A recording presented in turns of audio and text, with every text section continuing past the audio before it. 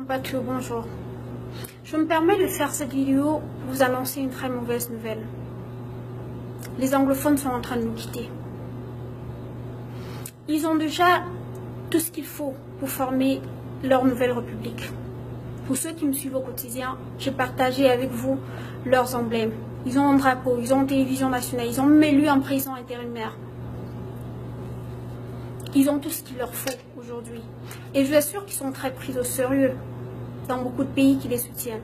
Ils sont rentrés par exemple en Afrique du Sud dernièrement avec leur passeport diplomatique. Ils sont reçus au Nigeria. Même aujourd'hui, j'ai vu leur drapeau affiché publiquement. C'est pour vous dire qu'aujourd'hui, ils sont très pris au sérieux. Ils obtiennent de plus en plus un large soutien. Et le problème aujourd'hui a escaladé, il se trouve au niveau des Nations Unies. Tous ceux qui naïvement pensent que ce n'est pas aux Nations Unies de décider pour notre pays, sachez que c'est seulement vrai. Biya n'aurait pas envoyé une mission diplomatique à ce niveau pour aller négocier. Aujourd'hui, vous avez des délégations de ministres qui sont à l'extérieur, en Europe et en Amérique, pour rencontrer les Camerounais, pour discuter, pour adresser ces questions. Ce qui est quand même drôle, parce qu'un problème de crise sociale qui aurait dû se régler en interne, aujourd'hui se règle à l'extérieur. Hier, au plus fort de la crise, j'avais bien prévenu que la mauvaise gestion allait nous conduire à ce niveau. Mais ce que j'ai obtenu en retour, c'est les insultes et les menaces.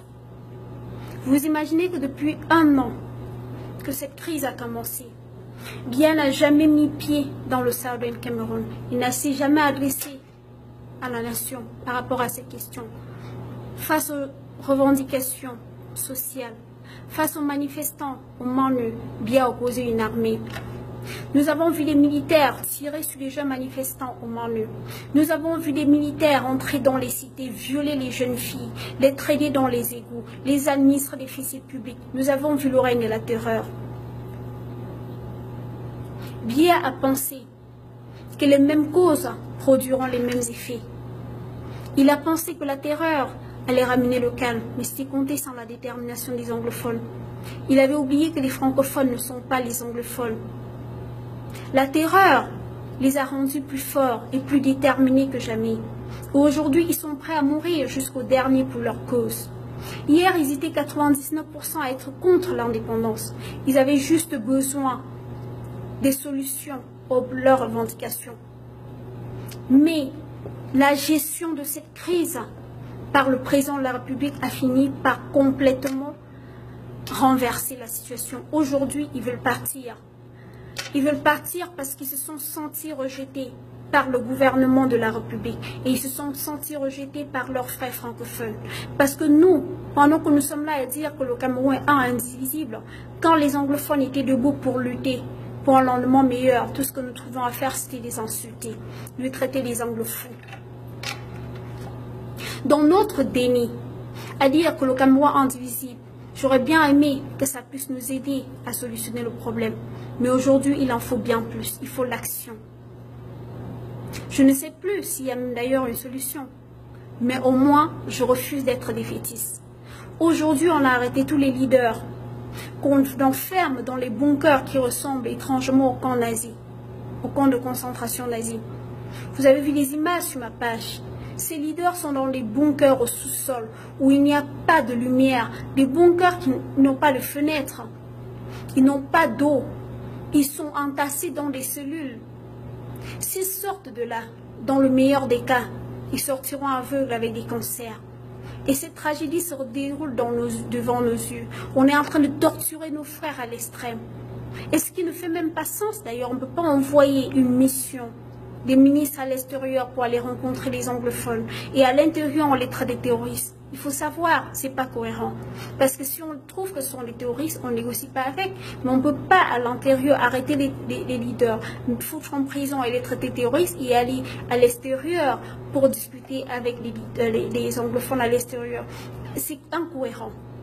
Et c'est cette incohérence et ce mépris qu'a le président de la République face au Camerounais qui nous a conduit à la tragédie que nous sommes en train de vivre aujourd'hui.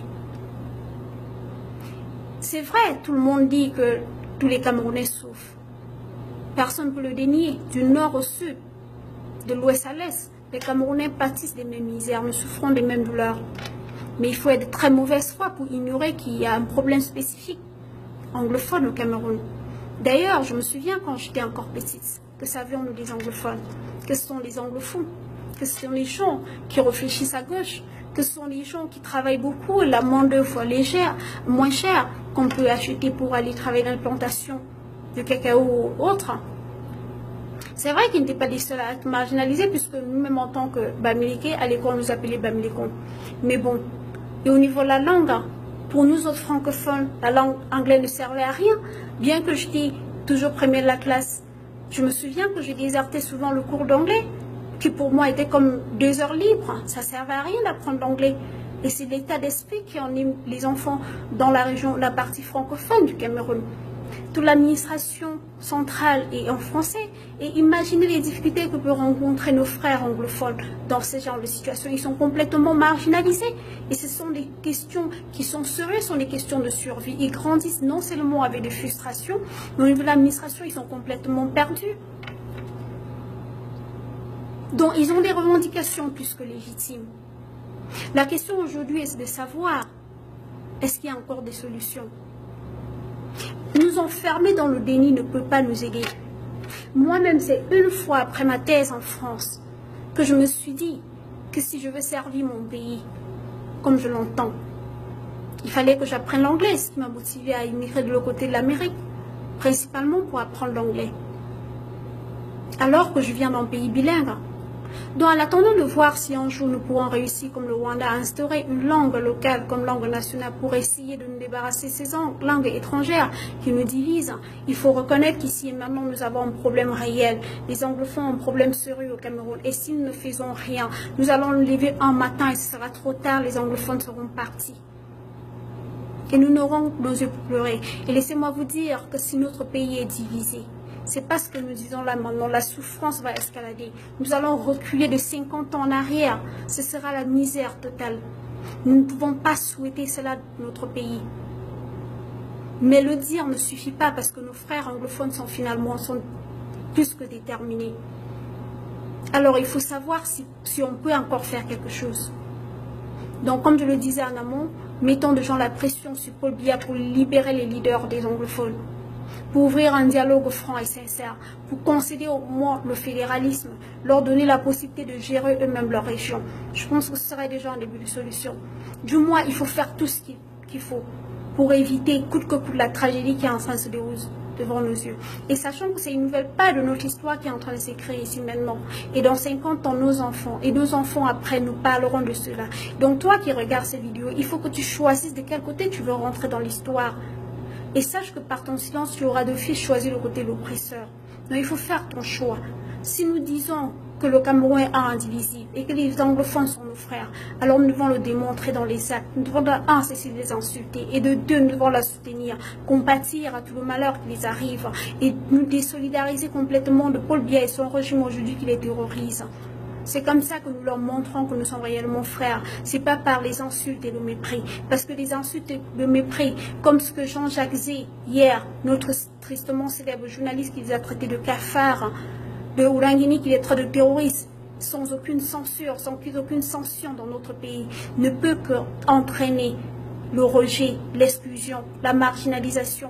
Et dans ce cas, on ne peut pas venir plus tard se plaindre que les anglophones estiment qu'ils n'ont pas leur place dans la République.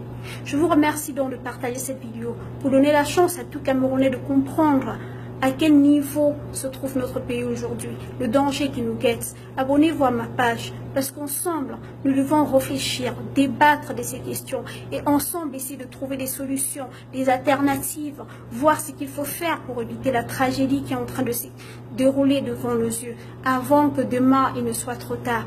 Donc je vous remercie, que Dieu bénisse le Cameroun.